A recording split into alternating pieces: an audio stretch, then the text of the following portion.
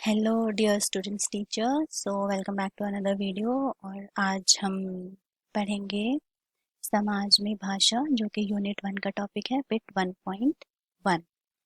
तो समाज में भाषा यानी कि जिस समाज में हम रहते हैं उस समाज में रहने के लिए हमें एक भाषा का प्रयोग करना पड़ता है, जिसके द्वारा हम अपने विचारों का आदान प्रदान करते हैं और भावों की अभिव्यक्ति करते हैं। तो भाषा केवल व्याकरणिक संरचना से बंधी नहीं होती। जब समाज में भाषा का व्यवहार होता है तो वह व्याकरणिक बंधनों को तोड़ती भी है। यानी कि ये जरूरी नहीं है कि हमेशा हम व्याकरण सम्मत भाषा का ही प्रयोग करें। कभी कभी हम आधी अधूरी बातों में भी अपने भाव जो है वो दूसरों तक पहुंचा सकते हैं, अपनी बातें जो है वो दूसरों को समझा सकते हैं। यह तो हम जानते ही हैं कि भाषा का व्यवहार समाज में होता है और समाज अनेक स्तरों में बटा होता है। इस सामाजिक स्तर के भेद के कारण भाषा स्तर भेद निर्मित होता है। कारण स्पष्ट है, भाषा और समाज में अटूट संबंध होता है। हम जिस समाज में रहते हैं उसके नियमों और मान्यताओं के अनुरूप ही भाषा का प्रयोग करते हैं। यदि हम ऐसा करते हैं तभी हमारा भाषा प्रयोग उपयुक्त और सटीक माना जाता है। हर समाज बाहरी दुनिया को अपने ढंग से देखता है और उसे भाषा में संगठित करता है। भाषा जिस समाज की होती है वह समाज स्तरीकृत होता है। इसीलिए भिन्न भिन्न सामाजिक स्तरों पर भाषा का प्रयोग के स्तर भी भिन्न भिन्न होते हैं। साथ ही श्रोता के साथ हमारा पारस्परिक संबंध भी हमारे भाषा व्यवहार में विविधता ले आता है। इस प्रकार सामाजिक संदर्भ में भाषा विषम रूपी होती है। यानी कि भाषा का सिर्फ एक ही रूप नहीं होता, वो अलग अलग रूप जो है वो निभाती है। भाषा के इस वैविध्य का परिचय देना ही इस इकाई का मूल विषय है। यानी कि आज के जो हम टॉपिक पे बात करेंगे वो है कि समाज में भाषा किस तरह से हमें रहने में, हमें आगे बढ़ने में, हमारे विचारों को व्यक्त करने में हमारी मदद करती है। और एक समाज में रहने के लिए भाषा, एक समाज के अनुरूप भाषा का होना क्यों जरूरी है। तो अब हम बात करते हैं कि भाषा जो है वो किस तरह से हमें आगे बढ़ने में मदद करती है। भाषा हम कहाँ सीखते हैं, कहाँ इसका प्रयोग करते हैं? इन दोनों प्रश्नों का उत्तर एक ही होगा, समाज में। हम जिस समाज में रहते हैं उसी समाज की भाषा हम सीखते हैं। इसीलिए भाषा को सीखने में परिवेश बहुत महत्व रखता है। यानी कि अब भाषा अगर आप कोई सीखना चाहते हैं तो वो भाषा आप किस तरह से सीखेंगे या कितनी जल्दी सीखेंगे, इसमें आपके आसपास का परिवेश, आपके आसपास का माहौल, आपके आसपास के लोग बहुत महत्व रखते हैं। परिवेश का अर्थ है जिस समाज में हम रहते हैं उसकी व्यवस्था, उसके मूल्य, उसकी संस्कृति, उसके लोग आदि।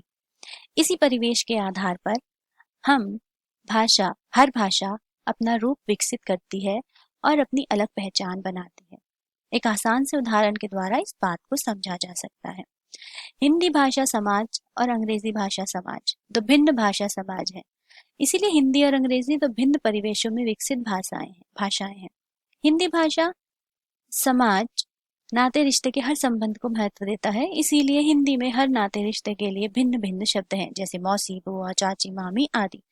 जबकि अंग्रेजी भाषा समाज में हर संबंध महत्वपूर्ण नहीं है।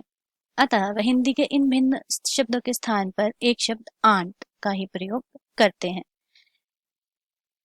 अब आगे देखते हैं। मनुष्य के मनुष्य होने की पहली शर्त है भाषा। यानी कि कोई मनुष्य अगर भाषा बोल सकता है, उसे समझ सकता है, अपने विचार अभिव्यक्त कर सकता है, तभी हम उसे मनुष्य की श्रेणी में रखते हैं। हालांकि जीव जंतुओं की भी अपनी एक अलग भाषा होती है, लेकिन जैसा कि आपको पता है कि उनका कोई मानक रूप नहीं होता, उनका कोई व्याकरण नहीं होता, इसीलिए उनकी भाषा को हम इस भाषा से अलग रखेंगे। बिना भाषा के हम मनुष्य और पशु में सम्यक भेद नहीं कर सकते। पशु से मनुष्य के विकास में भाषा ही वह पहली सीढ़ी है जिसे पार कर वह मनुष्यत्व को प्राप्त करता है। भाषा अपने आप को पहचानने का एक साधन है। भाषा के बिना अस्मिता की पहचान नहीं होती। आज अगर किसी समाज को उसकी भाषा से काट दिया जाए और उसकी जगह हम उसे कोई दूसरी भाषा दे दें, तो इससे हम उसकी अस्मिता को भी कहीं ना कहीं से प्रभावित करते हैं। भाषा ही वह सर्वश्रेष्ठ तत्व है जिसके द्वारा हम मूल्यों का सृजन करते हैं।